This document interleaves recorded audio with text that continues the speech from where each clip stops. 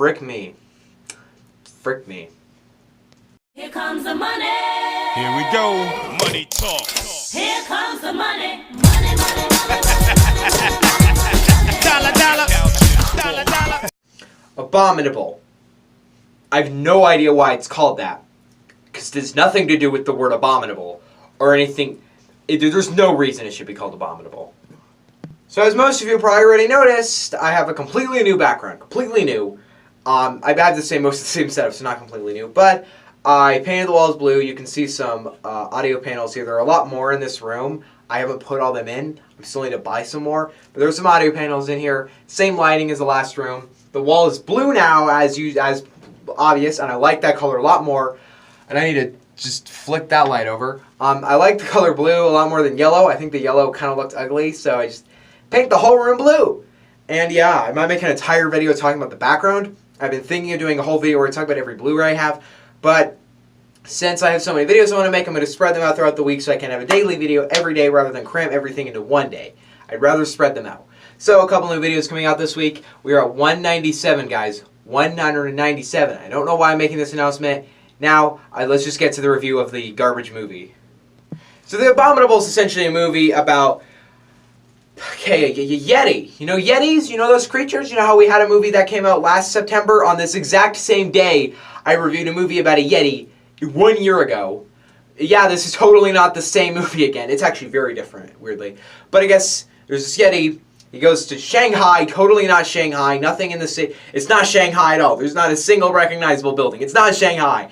Yeti goes and finds girl. Girl brings Yeti to the Himalayas. Okay, good, we're good. Frick. I just knew when I saw the Rotten Tomatoes score for this one with all the praise it was getting that I just wouldn't like it. Either I was thinking I'd be mixed on it or I just think it's bad. Because I'm harsher on lazy kids films than I am on other films. Because I hate it when a movie's lazy. That's the worst a film can be. Because this movie can have the budget, it has the talent, it can be good, and just they go for this really late. I hate lazy movies. Goosebumps 2 is a prime example of a film that everybody either thought, most people just thought it was bad, and I was like, terrible. I thought it was terrible because it was so lazy. Lazy is just something I hate. I hate it more than most people. Cliche, lazy. Hate both of them. So obviously I'm going to hate this movie. Obviously I am. Okay, we'll talk about the acting. Okay, this movie takes place in China, right? So let's get some Asian actors, right? No, I don't think there is a single Asian actor. They are all 100% American. There are some very popular Chinese actors and actresses right now. And just general Asian actors and actresses. It's not that hard to hire them. No, but we have to get the popular we had to get the popular actors and actresses on this, right? Because it's got to make money. Because that's the entire scheme of this movie is money. It's so lazy. I'm very sorry that I have to be the jerk here. I just didn't like a thing about this movie. I knew I wouldn't, and I didn't. Now, a lot of people could say, you're just biased, and you're just wanting to hate it. But that's not it. Because I don't go into films mostly wanting to hate them. I never really want to hate a movie. Most of the time I can expect to hate a movie, but I don't want to. It's like, okay, I expect that I'm not going to win the lottery, but I want to win the lottery. Actually, I really don't. But that's just a good example. I expect... How do I describe this? I expect something bad to happen. I don't want it to happen, but it will happen. I didn't want to hate this movie, but I know it would. Turns out I was right. I hated this movie. Any human being who's seen an animated film can predict the entire script of this film. They can predict every single beat because there is not one memorable part of this movie. It is so bland. This movie genuinely made me like Missing Link and Smallfoot more because those films tried. They tried to give us something. This film, it gives no effort at all. There's some good animation, I'll say that. I'm just going to say flat out, everybody's raving on how cute the Yeti is. I hated it. It's so ugly. It is actually quite terrifying. Not as terrifying as the Cats trailer that played before the movie, but still, it was a terrible design. The designs suck. They do not look good at all. They are incredibly bland, incredibly lazy.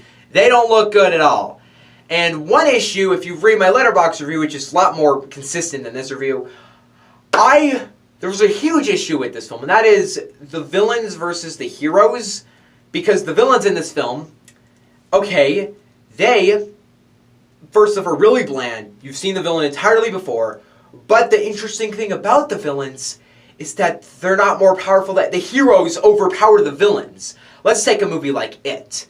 It is great. I love It.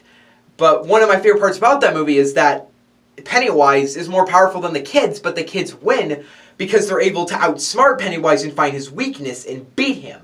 That is what's so cool about it. They're like just these kids. They're not that powerful. Pennywise is a being from space. He's incredibly powerful, but they beat him by finding out his weakness and finding out that he's defeating them because they're scared of him. That's what makes it so great, besides it just being a well-made horror movie. This movie, every single time they have an issue, the Yeti can just solve the issue like that. They never have a problem in this movie. Every single time they're like, oops, Mount Everest is like over there. The Yeti's like, cool, go fly on some clouds over there. Yeah, I have these magical powers that make no sense and are super inconsistent. They work somehow. I don't know, and they even hint at the idea that there is gonna be some like, ooh, she's gonna have to save all the characters. And she's like, oh my god, I gotta save them. I'm gonna save them. She saves them, they win, and there's like not a third act because the film, like the third act of this film, I genuinely thought was the second act transitioning into the third act. Nope, it was the third act. It was super messy. Nothing was climactic. There was not an ounce of tension because they were winning the entire time. I don't know what to say. I really don't, because if DreamWorks has shown to me, they have proven that they can make great movies. They really have. They have some amazing movies on their track record. And then they just go out and make this incredibly bland, predictable, boring mess of a movie. And let me just say, the pacing of this movie is so unbelievably. It is unbelievably terrible, because nothing in this movie there's not anything in this movie that sinks in, because the movie is just going and going and going. Now, I'm happy this one wasn't slow, because, oh god, this movie would have been boring. I'm happy it went fast, but then again, this movie goes too fast, because nothing sinks in. There's actually a character in this movie who's like, what are you doing? I'm not going to go on your adventure. Then they wake up the next day and he's like, I'm going to go on your adventure. That's the type of character development we're talking about here. Like, there's no reason he wants to go on the adventure. He just decides, actually, I want to go on the adventure. Why do I want to go on the adventure? I don't know. I really have no idea. And they literally, you know what the message of this film is? I'm not going to tell you, because in case some of you guys want to watch it, but they actually tell you what the message is. They legit tell you, this is the message of the movie, because this movie is so lazy.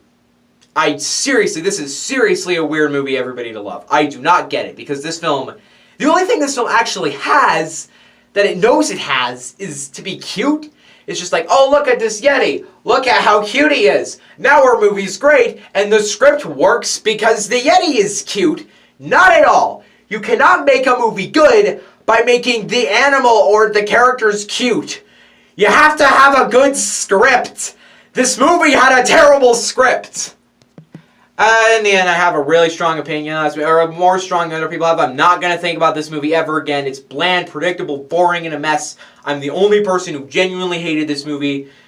Garbage, don't see it. I feel kind of bad because everybody really likes it, but just to be honest, this is one of those times where I just don't get why everybody likes it. Like with Ad Astra, I got why people didn't like it. With It Chapter 2, I got why people liked it. I don't see why people like this. I'm sorry. This is the most overrated film of the year. Unless I want to, I could also, actually I might say Aladdin over that, but you know, whatever. I'm going to give Abominable a 3 out of 10. You might say that rating's harsh, but this movie has very few things I liked. So that's my rating. I don't know what's next review. Really, I don't. I could say Gemini Man, but it also could be Joker. I gotta hope it's Joker. I really want to see Joker. It's not quite sure yet, though. See you guys next time. I don't know what else I'm going to say in this review. New background. I love this background. It's amazing. Hopefully I will make a review of Nostalgia Critic's The Wall, because I watched it. It's so bad. And I might do a Blu-ray collection video. See you guys next time. Bye.